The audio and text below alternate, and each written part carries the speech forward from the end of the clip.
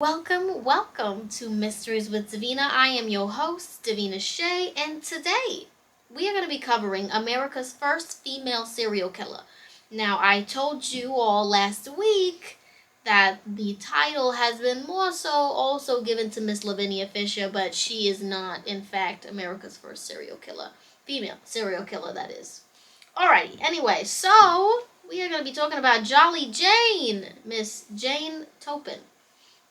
Now, her famous quote, I feel I must open with this quote.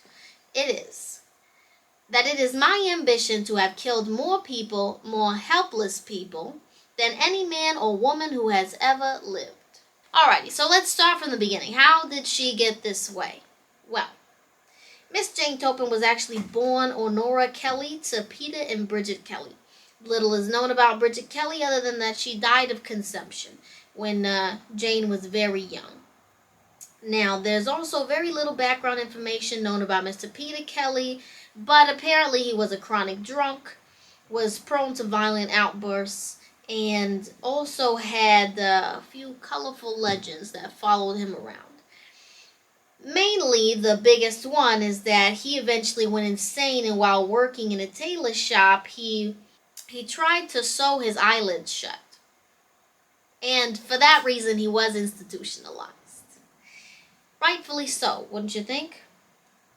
A cousin of hers also reported that one of Honora's older sisters, Nellie, went violently insane in her 20s and had to be institutionalized as well. So you can see here that there is a history of mental illness in her family. So let's fast forward to 1863 when she was 6 years old.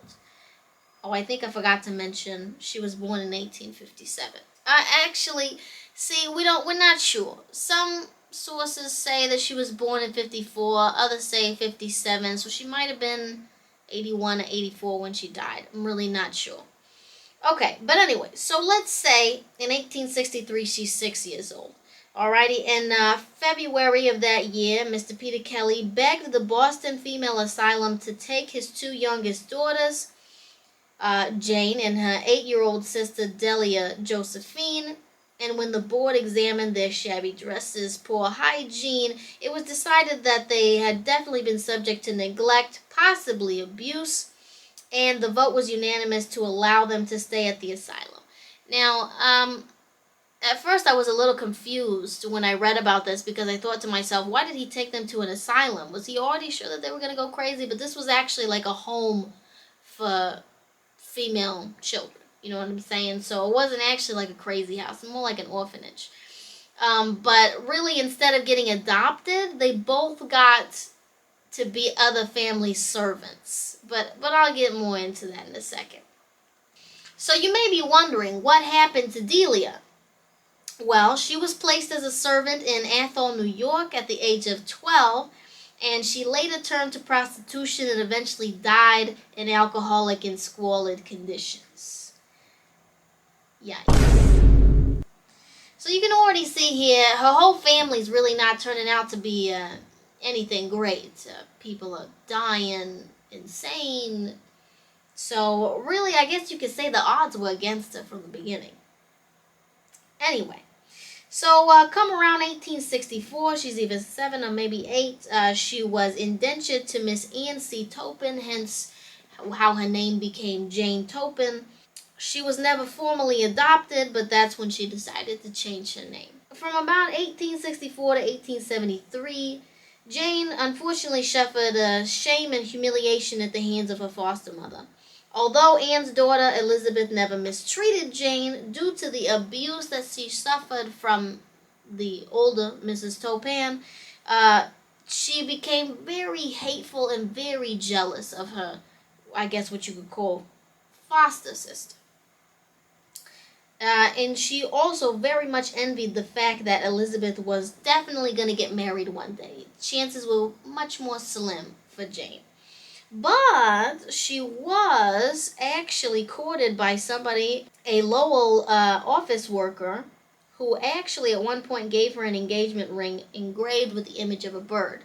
Now, unfortunately, this did not last. Apparently, he moved to another town and rented a place from somebody, whoever that may have been, and he fell in love with his landlord's daughter. And this probably was one of the first times that Jane kind of spun out of control a little bit, because she went a little crazy. She lost the man that she thought she was going to marry, have a home and maybe a family with, and something to occupy her time with. So unfortunately, that did not happen, and according to some sources, she actually tried to commit suicide during that time, or maybe, thought about it, or had the way she was going to commit suicide ready but didn't go through with it, etc. Obviously, she didn't die, but she wanted to anyway.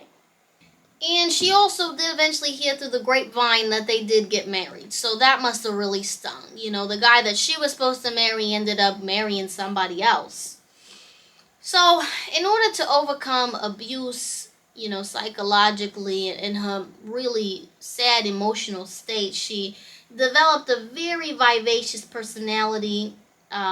She denied her Irish heritage, made derogatory anti Irish and anti Catholic statements in Protestant circles in which she moved. A lot of her schoolmates really liked her, and others really hated her because they knew that she was a liar. She made up all this stuff about her heritage, and anytime she got in trouble, she would pin it on somebody else. Now, this was all due to her being very unhappy with her situation, and also the fact that she would never marry. So, she eventually also got fat, like really fat. Think of like Mrs. Doubtfire fat, maybe even more. Anyway, so we come upon 1874, right? She's 18. She's released of her duties to the Topin family. She receives $50 as stipulated by the indenture agreement. Basically, here's your $50. Thank you for your childhood service to us, and if you'd like to leave, you're welcome to. But she actually chose to stay. She stayed there for a decade and worked for her foster sister Elizabeth even after the evil Mrs. Toppan died. And while there, Elizabeth also married, which that must have stung. I'm sure Jane was thinking, of course, she gets to marry. She got married to some guy named Ormel Brigham, a young deacon in the local church. So not only did she actually obtain marriage, but she also married one would assume a decent guy who works for the church. So, eventually, 1885, Jane moves out of the household, and the circumstances surrounding her departure are not known. I don't believe there was a fight of any sorts. Elizabeth was always very kind to Jane and told her that she could come back whenever she wanted. I'm sure she left because she hated seeing Elizabeth so happy, playing house with her husband, getting to do all the things that Jane wished she could. What does she turn to? Jane began nurse training at Boston's Cambridge Hospital. She was quite popular with the patients and acquired the nickname Jolly Jane. But her colleagues were not so taken with her. She was not very well liked by other trainees, definitely seen as a gossip who also, once again, repeatedly lied about her background. They also thought she was stealing, but she was never caught. And honestly, who could blame her, though? With a background like the one that she had, mother's dead, father's insane, sisters are insane, another sister's a prostitute, and I think she actually had two other sisters as well, but I don't have any information on them. So why, what a conversation opener. Somebody asked, well, who's your family? I wouldn't want to spread that information either. I don't think I would maybe make stuff up. I'd just say, oh, maybe I'd just say I didn't know who they were. I was an orphan. That's it. So here's where things start to go downhill for Miss Jolly Jane. If she liked the patient, she would falsify their charts and give them small doses of medicine that would actually force them to stay longer. So really, you'd maybe want to get on her bad side if you were her patient, because if not, she was going to keep you. So after this, she decided to start conducting some scientific experiments on her patients. She would alternate different doses of morphine and atropine to examine the effects on her patients. And she grew to really like atropine because it gave her patients more animated systems. Now, let's get further into what exactly she did with her patients, which is creepy. I mean, I gotta tell you, reading this really kind of sent some shivers down my spine. Uh, anyway, it's not known if there was any sexual activity that occurred while she was with her victims when they were unconscious. But when she was asked after her arrest, she answered that she derived a sexual thrill from patients being near death, coming back to life, and then dying again. So basically, what she would do, she would administer a drug mixture to her patients. She would then lie in bed with them and hold them close to her as they died. Tell me that's not creepy. I mean, I actually have never been in the room with anybody as they passed, but no, I don't think I would do that. I don't think I'd lay next to somebody whose soul was leaving their body. That's too much. Anyway, so it is speculated that Jane killed more than a dozen of patients while working at Cambridge. One patient in particular, Miss Amelia Finney, lived to later tell the tale of Jane's maliciousness. So after her surgery, Jane administered some bitter-tasting medicine to help her with pain. And as she was slipping into unconsciousness, she realizes that Jane had gotten into bed with her and began kissing her all over her face. Luckily for Mrs. Finney, Jane was startled by someone and hastily left the room. And as she regained consciousness the next day, she thought that maybe everything had been a dream. She checked out of the hospital and just kind of kept the situation to herself, because she was going unconscious, so she wasn't sure, did that really happen? Was it just the drugs? But then, she hears in 1901 that Jane's been arrested. She's like, so I was not dreaming after all. Okay, so moving on to 1888, she's about 31 to 32. So even though everybody doesn't like her, she won the favor of a couple of doctors who gave her some amazing recommendations to receive wider training at the Massachusetts General Hospital. Now in 1889, in the head nurse's leave of absence, Jane was named the temporary representative. Now colleagues really disliked her and thought that she was using blatant disregard for the dosages of medication she was giving to her patients, and quite a few patients were speculated to have died under her care there as well. Now in 1890, Jane broke an important rule and left the ward without permission, so she was discharged without ever receiving her nursing license, even though she had passed the final and her diploma was signed. Way to really trip at the finish line, huh? Everything's done, you're schooling, you're about to get your license, and boom, you make a mistake and bye-bye license. So that would have been in the summer that she was discharged, and so in the fall of that year, she spent some time as a private nurse and then later returned to Cambridge Hospital. So now fast forward to 1891, we're talking springtime, she was dismissed from Cambridge Hospital again due to the fear that she was administering opiates recklessly. That rumor had always followed her.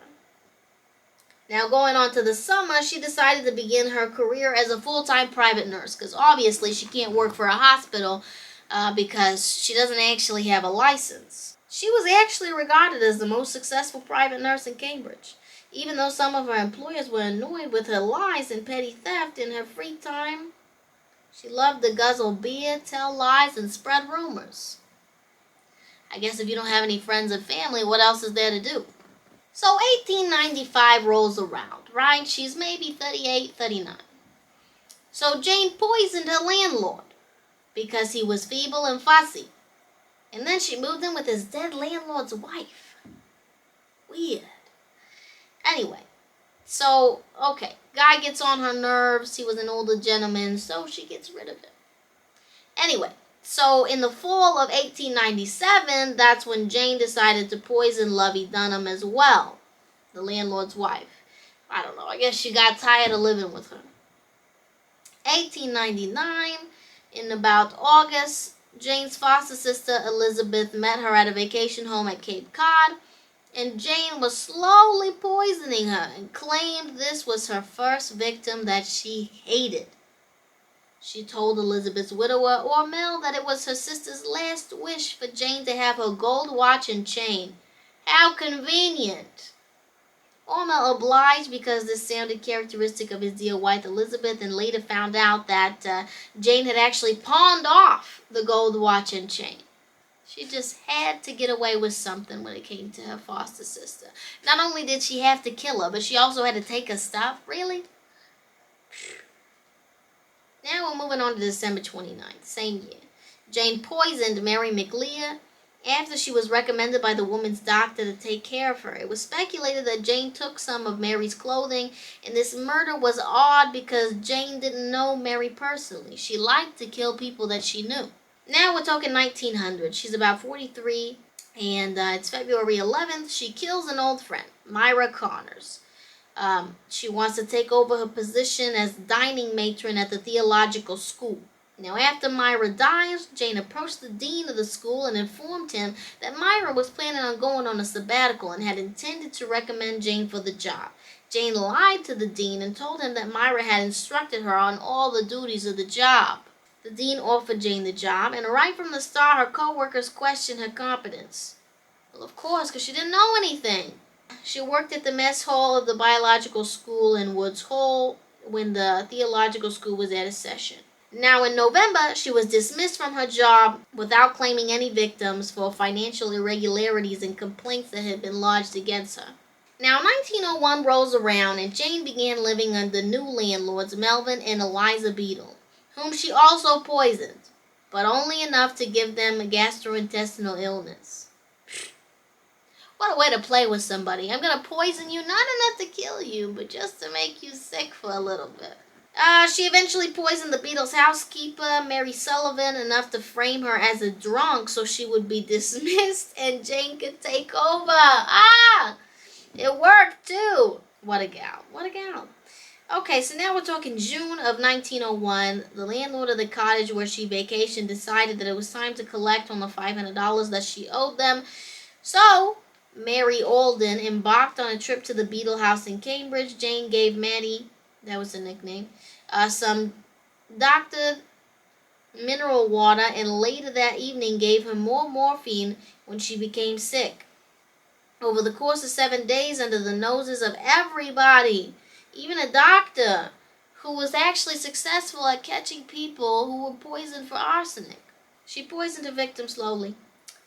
And she played with her by bringing her in and out of lucidity, only to immediately plunge her deep into a coma. Talk about sick. Finally, on July 5th, she dies. Now moving on to later on, she moved in with the Davis family to help take care of Alden Davis after the passing of his wife. And less than a week after she'd been there, Jane set fire to some papers in a closet in her new home. Much to her dismay, the fire was quickly extinguished. So now she's a firebug too, huh? She just really likes destruction. A few days later, she tried again, lit another fire in the pantry, went out for an afternoon stroll, but a friend saw the smoke and rushed to put the fire out. The next week, she set another fire in the Davis home, but once again, it was put out in time.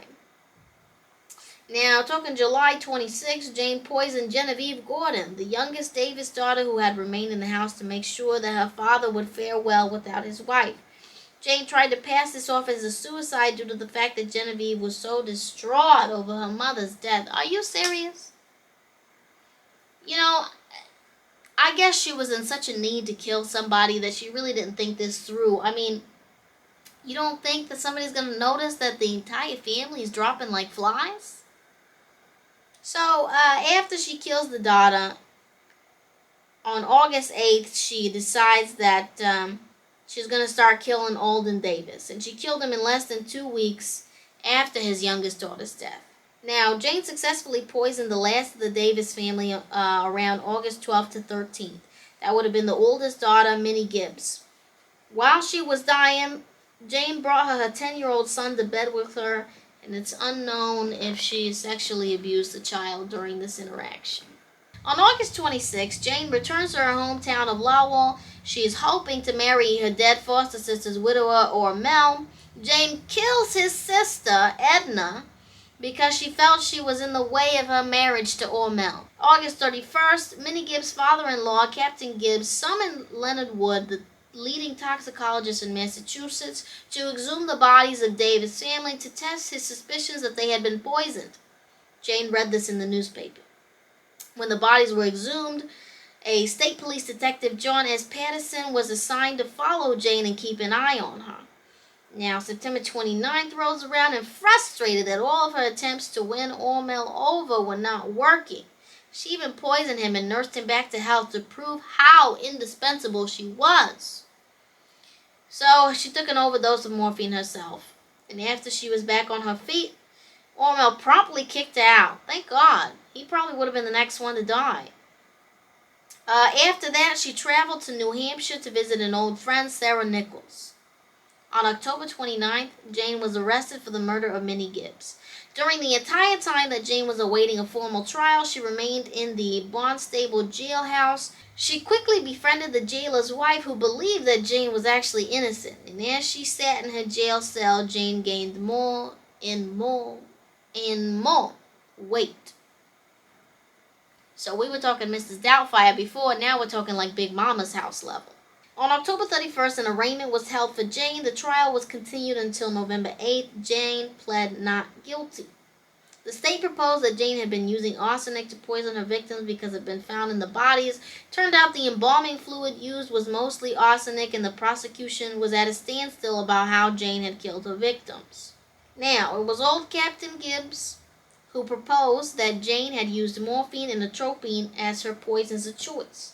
On November 8th, the trial continued to November 11th. The prosecution was still no closer to connecting Jane to the victims. An inquisition hearing about the deaths of the Davis girls was held after Jane's hearing, and Captain Gibbs' suspicions were founded. So November 11th, trial once again continued until December 11th. On November 21st, the bodies of Maddie and Alden Davis were exhumed. December 6th, 23 members of the grand jury assembled to hear Jane's case. Jane was officially charged with 4 counts of murder in the entire Davis family. Once again, she pled not guilty. March 31st of 1902. Papers reported that Jane had undergone a psychiatric evaluation by a panel of experts who had determined she was insane. No kidding. Jane had admitted that there had been an irresistible sexual impulse to kill, and she actually confessed to 11 murders. June 23rd, the trial of Jane began. It took less than 8 hours for the entire trial, and the jury deliberated for only 20 minutes. But she was found not guilty. Hold on. She was found not guilty because she was insane. So she was sentenced to Taunton Insane Hospital for life. Jane appeared to be overcome with joy about the verdict because she assumed that she'd be able to convince the hospital of her sanity and that she'd be set free in a few months. It was later discovered that Jane had confessed to her defense lawyer and longtime friend, James Stuart Murphy, that she had committed more than 31 murders. In addition to this, as a supplement to the New York Journal, William Randolph Hearst typed up Jane's confession, and in this document, Jane admitted that she wanted the panel of psychiatrists to find her insane. Upon convincing them of this lie, she felt very smug in knowing that she had outsmarted a panel of experts. Jane described the exquisite pleasure it gave her to kill her patients. She marveled at the lack of feeling and remorse she felt for doing these horrible things, and in an attempt to show that she was not without feeling, she claimed that the jilt she received from the lover in her youth seemed to be the root of all her problems. She explained, and I quote, "If I had been a married woman, I probably would not have killed all those people. I would have had my husband, my children, and my home to take up my mind." So should we blame this guy that left her, that proposed to her? Should we blame that guy because she killed all these people? Doubtful. But, maybe things would have been different if she had been married. Now, on June 24th, that is when Jane is checked into her forever home, the mental institution.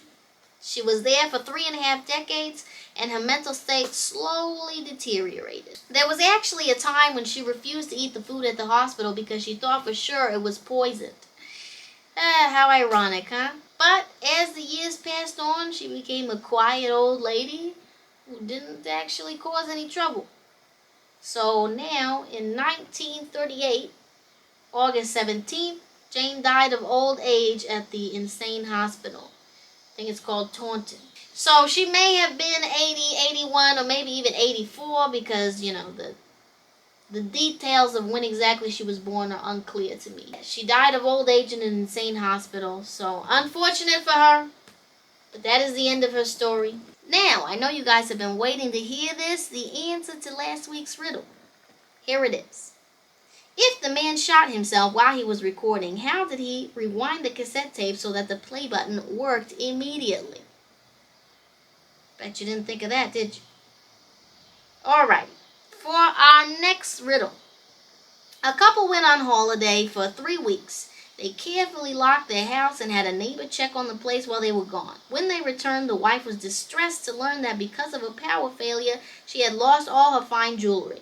She had hidden the jewelry in what she thought was a very safe place. She was not robbed. Her jewelry was lost by accident. Why? You will find out the answer next week. So make sure you tune in. I will see you guys next time. Thank you so much for watching. Please don't forget to like, comment, and subscribe. And I'll see you next time.